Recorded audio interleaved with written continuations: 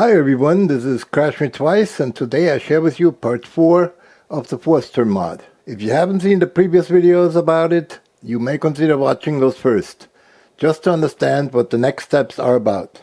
We're gonna make the top brace for a trim mod, which also will have a handle on it. And here we are. We're going to square those edges up here, and then we're going to recess the ends, drill it, and machine it out. Alright, that looks good now. Alright, let's do the other side.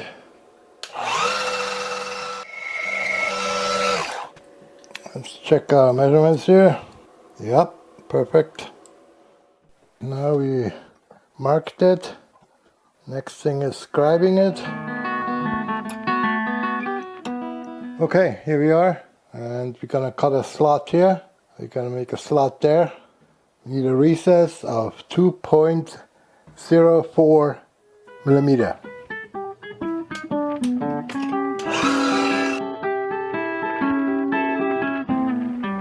Yeah, I think that's good. Both of our grooves are here. Okay, so now we're going to have to mill out an area for our adjustment screw, so I can adjust the gear rack.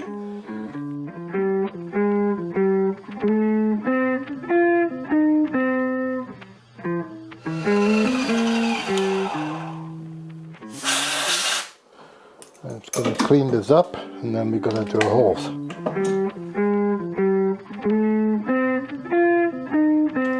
Once we've drilled the holes, we're going to go to the drill press, and we're going to enlarge them for M5.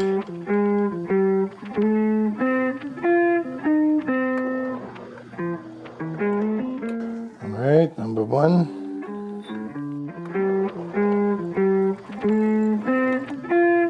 Number 2. We're going to chamfer this a little bit, and then we're good, and then we can try to install it. Alright, that's where we are right now. I have to make the rear bottom brace. I make that from a larger piece of aluminum.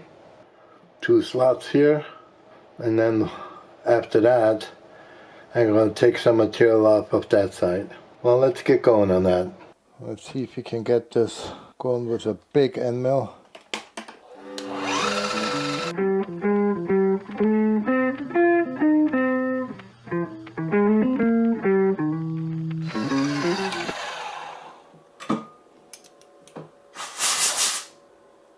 That's perfect. Now I'm going to do the other side, and then I will be back. Okay, now we have both sides down here. You can see this. The post goes in here. And now we have to remove all this material on that side here.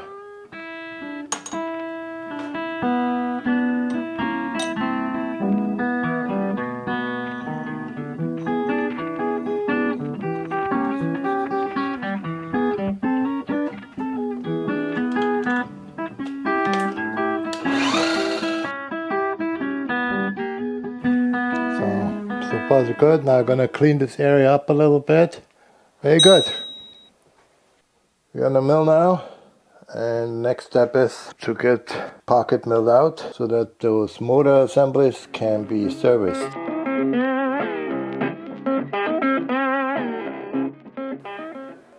Let's clean this puppy up, and then we're going to mark it for drilling. Okay, I marked the holes where they need to be drilled. These holes here are for the T-slot profile, and these 2 holes to mount it to the posts.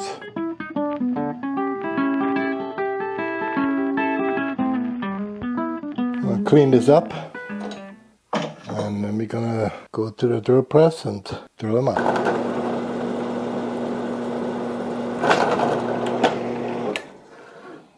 And here we have it. All our holes are drilled. Now I'm going to chamfer them a little bit. And then we go over to the assembly bench and we'll see if it all fits and mount it together. All we need to do is mount it. Also elongated those slots here a little bit. This way I have a little bit more of a adjustability in point of mounting, because the plate which goes on here will take about 1/8, and that makes a very close fit to those bolts which go into the aluminum profile. So now we're gonna mount it. These are M5 16s. And these bolts are practically for a T-slot. Here's an example of it. And they're going on into here. These are a little too long, but I'm just here using them as an example. The rear bottom bracket is now complete. You can see that the motor assembly passes. This way one can take it out for servicing without having to disassemble any of the frames or plates. One can just pull it out without any problems, without having to take that off. Alright, that's where we're at right now. The next step will be to work on those sliding rails and adding the control system here for that axis. Today we're gonna build the sled for the y-axis or the pitch, and how I envisioned this was making 2 angle brackets from aluminum, connecting them with a aluminum plate in between, so that we have a movement, the pitch movement, straight back and forward, with the sled moving straight back and forward, while this axis, the roll, does not influence the sled. Because if I connect from here something directly to it via a linkage, then that linkage will move lengthwise with the roll. So that's the plan. Okay, I marked the plate. We need about 32.5 millimeters. So we cut it a little larger and then take it down with the mill to the exact measurement.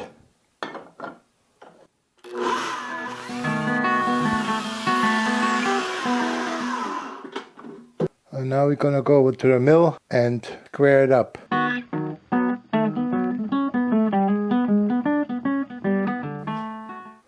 Okay, here we are at the vise. I already clamped in the square tubing.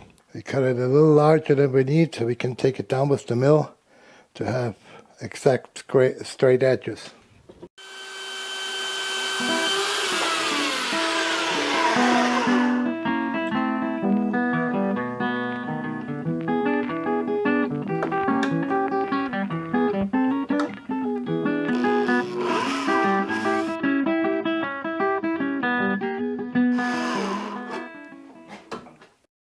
Alright, now we have our 2 angles and it should work. So now we're going to go to the mill.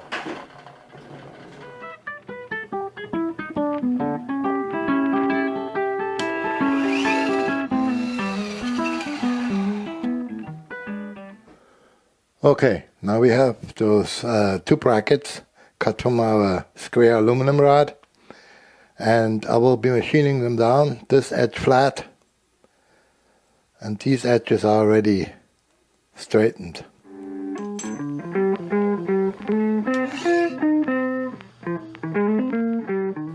So here we have it, and now we're gonna do number 2 after I sand this down.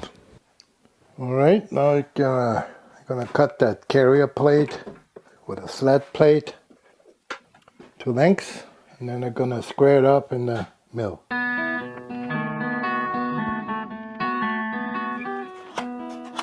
Just using the sanding sponge to clean any metal shavings off for exact measurement with the caliper. You can see the caliper sticks actually to it, so we are perfect. Now we're gonna clean those edges up, and then we're gonna measure to make the 2 grooves for those brackets we just made. I marked for the sled plate. I marked the holes for the carrier. So now we're going to turn this down, actually mill this down, so that this one here fits. So like that.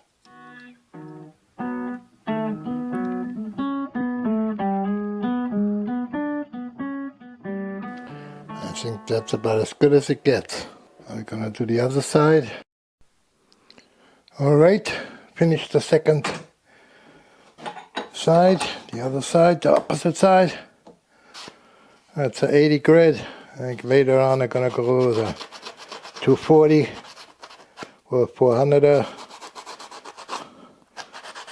and that should resolve it. It doesn't have to be super pretty, it has to be functional and correct for prettier of a life. And now this all matches and lines up, and the other one goes obviously on the opposite side. So next step is to get our holes drilled here.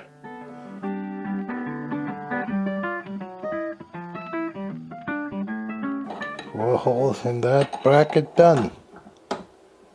So we have these 4 more. Now we have to drill these 2 holes to hold the sled plate.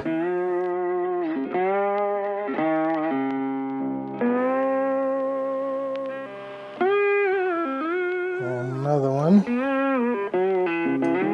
and here's the second one. So I'm gonna go ahead and clean those 2 up and get the sled base plate, and then we're gonna drill that. We're gonna use the same drill bit. This will become M4 threaded holes, and the other holes we're gonna drill out on the drill press to 4mm, 4.1mm for the screws to fit.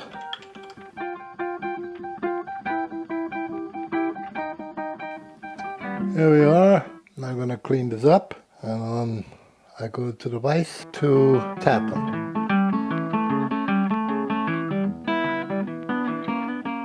Very good. Here's our 4 tapped holes. Yeah, maybe a little higher would be good. Alright, now we're talking. Let's try a 4mm bolt. Yeah, fits nicely. Very nice. Now we're gonna chamfer that a little bit just to clean those edges off.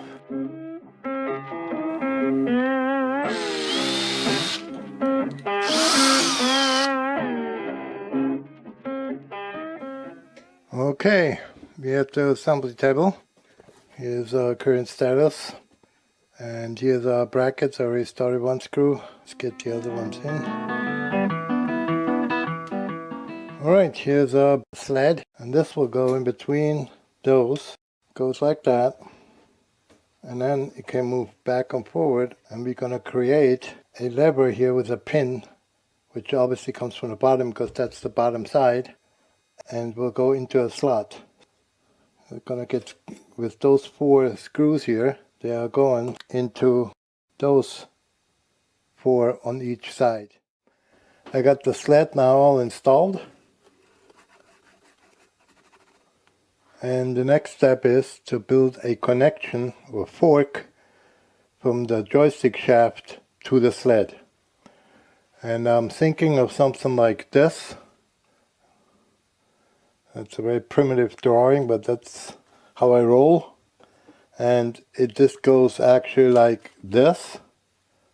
So it will connect the sled to the joystick shaft, and then they both can move back and forward with a pin in here running left and right, and the pin pushes the sled forward and backward. And this allows me to control the pitch without influencing the roll, because this will be always the same. So when I go forward, it doesn't matter if my joystick is in this position, it still will push the sled just like that, or in that position. I will, however, have to offset it a little bit so I'm centered with my pin. Otherwise they're going to run into this side or in this side. So the pin has to be in the center with the joystick in the center. And because I made that shaft on this side to gain some extra space here for the roll axis, I will need to make the pin located a little offset from that joystick shaft. And this is what I'm going to do next. I'm going to machine this out of a piece of 6061 aluminum. I have a nice little block here. And I'm going to make that whole entire fork, push fork, or whatever we want to call it, out of this piece. And I got that big block mounted. And now I'm going to bring it down a little bit because it's a little bit too high. I'm going to use a large end mill 4 flute to get this job done.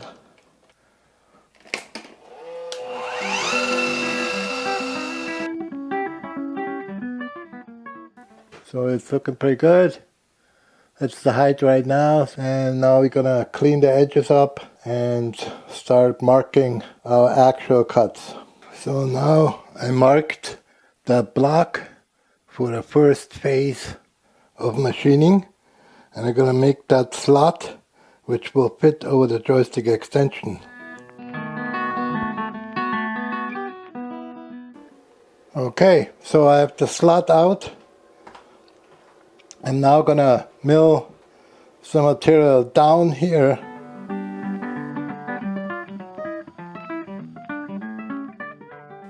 Alright, I'm going to be back when I have this done because it's going to take a while. So I brought the block down, milled it down. Now I'm working on that groove which goes over the joystick shaft. And I have to take from the rear plate a little bit off and convert that round section from the mill into a squarish one.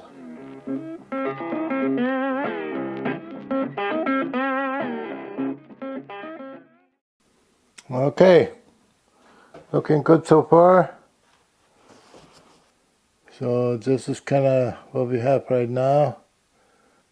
And then we're gonna, you can see here I marked already the center line here.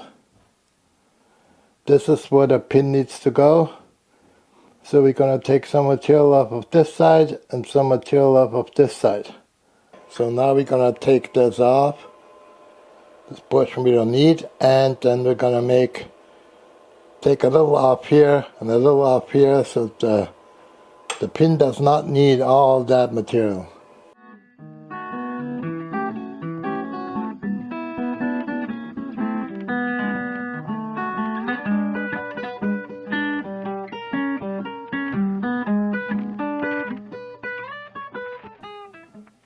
Okay, so now we're gonna give it here a little edge. We'll take that edge down, that's what I'm trying to say.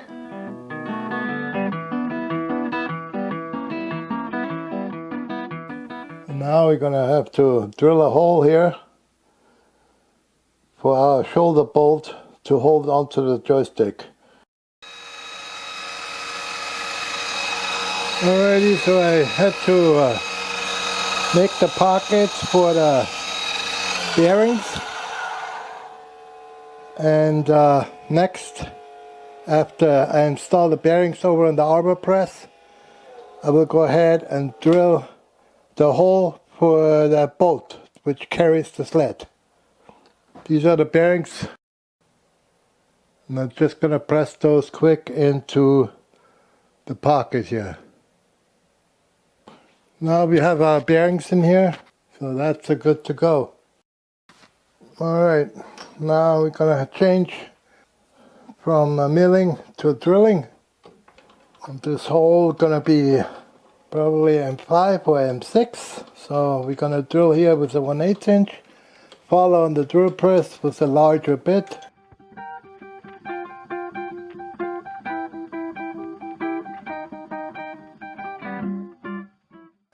And now Now we're going to go to the vise and tap that. Alright, we got our M6 tap here. It's some fluid right here. And we need a brush right here. Let's clean the material off so we don't drag it through the hole when we get out.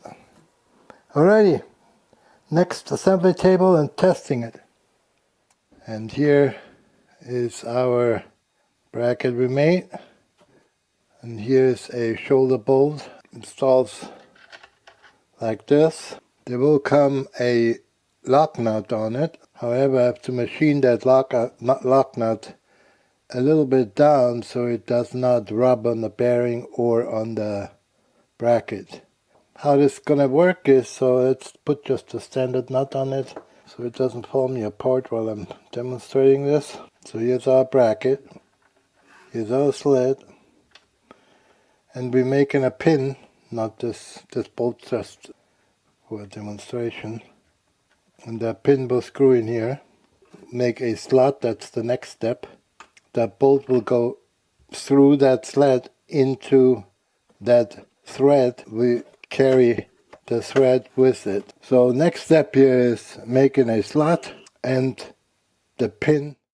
Okay, we are here at the mill and I've already mounted the plate from the sled, and I'm now gonna create a slot for the pin.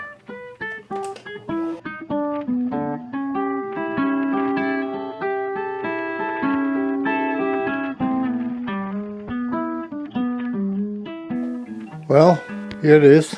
I cleaned it all up, looking really good, and now I'm going to reinstall it.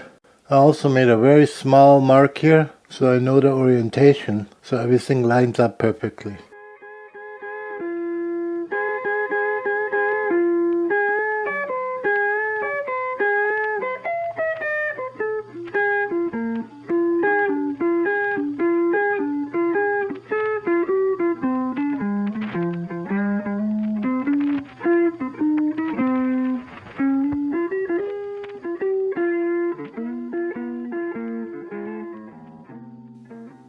Okay, so now it is installed, and the next thing here is we're going to create a bushing which goes over a bolt, not like this one here because this is threaded, but just a bushing. This way it can roll left and right, and make this out of brass, but I want to make it of some non-abrasive material so I don't ruin my slot after many times of moving back and forward, because this is a constant. So, okay, here we're at the lathe. I have put a piece of brass in there, a round rod, and I will now drill this out to 5.9 millimeter, because I may have a little bit of run out on that drill, and so I'm trying to take care of this by using just a tiny bit less of a diameter, and that should give me an exact 6.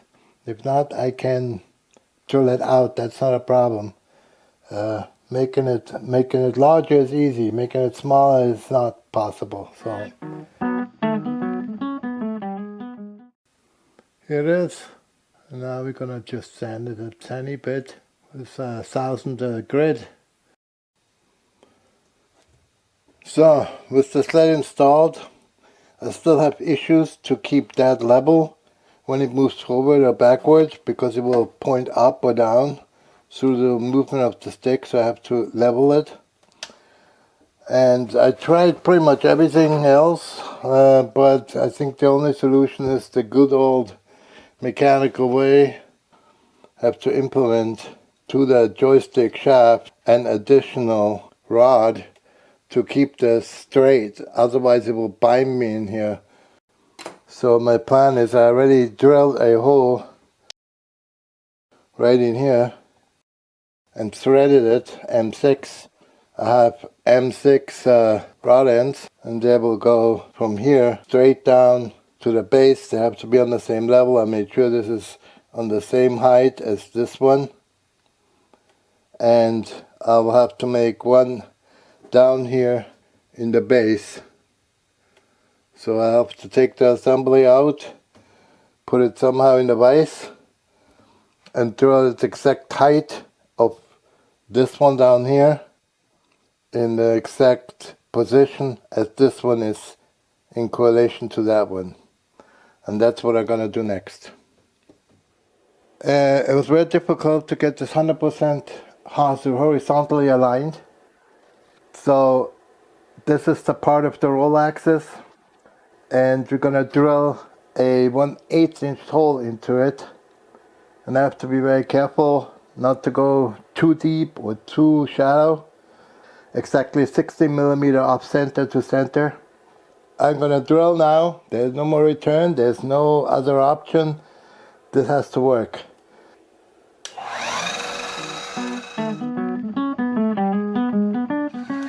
Now, without changing any of the setup, I will see if I can drill a 5 millimeter hole in there, because this is going to be an M6 bolt. Let's give that a shot. I choose a drill bit with 4.92 millimeter, so a little smaller than 5, because 5 millimeter is the suggested drill bit for a M6 thread. But because it's aluminum, it's fairly thin, I'll go just a hair below it, just in case I have a little bit of a run out. I think we are good, and now we can thread this.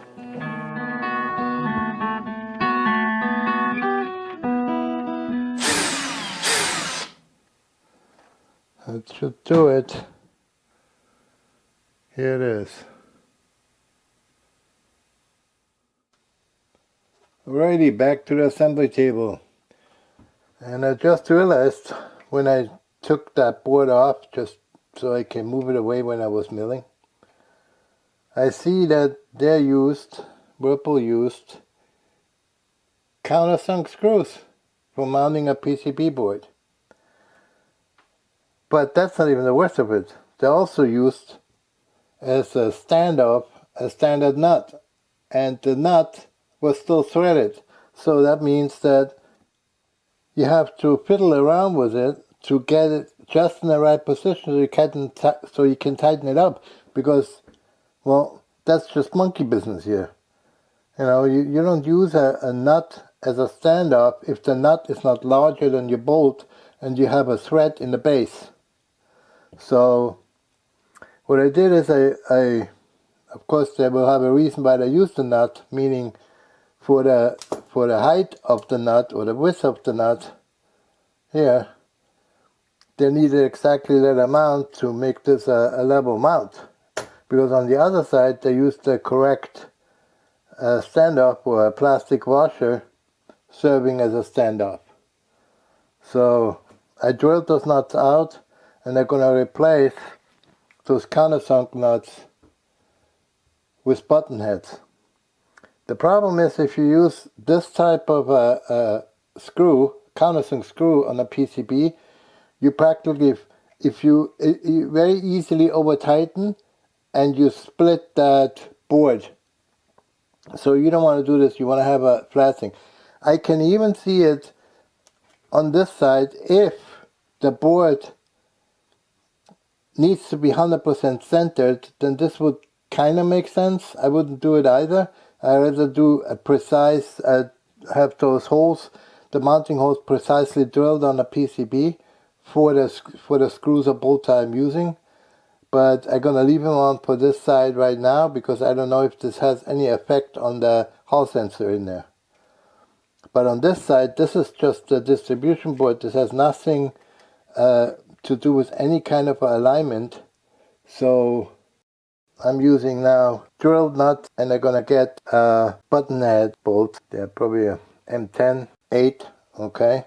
So it's a M3 by 8, and we'll use those. Okay, I'm gonna assemble this here, and then we'll see that we can get this all going. So we're gonna put this one back in here, put that one back on here, mount this one back on here. Alrighty. Okay, here with the vise. I have an aluminum 6061 rectangular rod. I will cut to make a strut with bearings on each end and adjustability in the middle, and this will run next to a joystick shaft.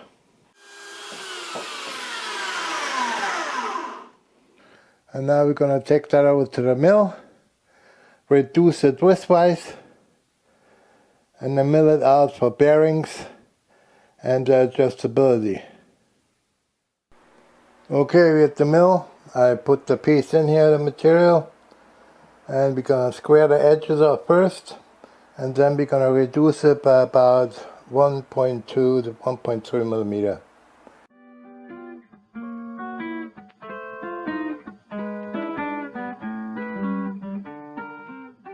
Now I'm going to clean this up, make new markings, and then we'll take those two ends down for our bearings. Alrighty, everything is set up on the mill to drill my bearing pockets.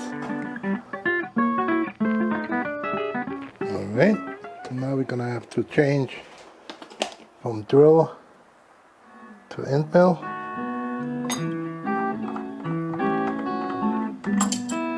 Change how I call it.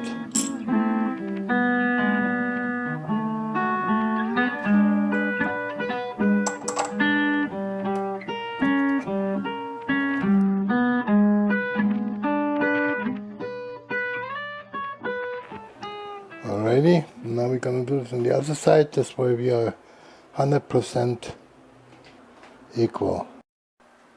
Alright, got the bearing here. These are flange bearings. They have a little flange here, and they're fit. You want them really tight because we want to make a press fit so they don't wander around. So I'm going to warm the aluminum up a little bit before I press the bearing in. The hole will expand. The bearing will go really nicely in there and will stay put. Let me take that out, clean it up, and we'll mill the width so we have a little bit of an offset. Okay, here we are at the vise. That aluminum rod is done in point of machining it down and width and the pockets for the bearings. So right now I'm gonna cut it. We know everything is aligning. Now we're gonna clean those edges up, and the rod will be like this, and we're gonna shorten it to the appropriate length. Slot one side and make two threaded holes on the other side, so we then can adjust the rod up and down, and we have the offset we need from the sled carrier down to the base. I'm having in the vise half of the rod we're making, or the strut, and I marked where I need to machine a slot. Now we have a slot in there, and the other end gets two holes, or one hole, depending how much I can fit here, probably one, to tighten that down. Alright, now we have all machined that rod down. I'm gonna go file it nicely around to make a nice little linkage rod out of that. And that's all handwork.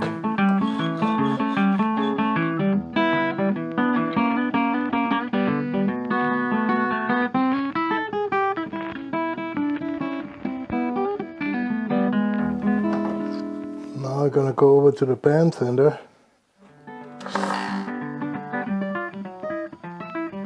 It's really, really hot. I can feel it through my gloves.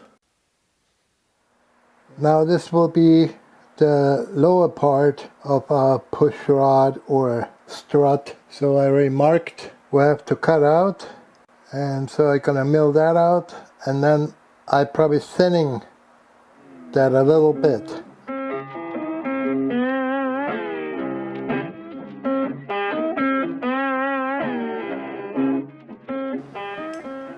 Alrighty, it's looking pretty good. We're up on that side, but we can sand that out. Gonna mount it upside down and mill the whole thing down below where the bearing go. Alright, I switched over to a larger end mill. I marked it all up. I'll take that down a little bit.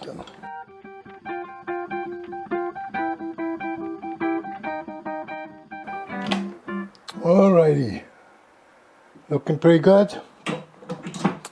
It's gonna clean those edges up, sand it down, and then we're gonna file it just like we did the other one. Okay, we're back at the assembly table, and here's that linkage rod I made, and it's installed and ready to rock. So let's see and try it out. Alright, here's 2 bolts which allow me to adjust the length of that linkage. I already installed the bolt or the pin for the roll movement, as you can see here. It all works pretty easy. There's no friction. It's very close to tolerances. And how this works is now, we move forward, we move backward, and the pin stays straight because of that secondary linkage, just as I showed before. And now, with the roll movement, we don't affect the pitch. So, regardless in which position we are, we have linear motion on both axes. That's it for today. So don't forget to check out my Discord channel or visit my website, crashmetwice.com, for more info on this project. Even though with much of the country sweltering, this probably is not the best time to be asking, but how about a nice cup of coffee for me? There's a button on my website for it too. I hope you all enjoyed this project video and hope I earned a like from you. Crash Me Twice, out.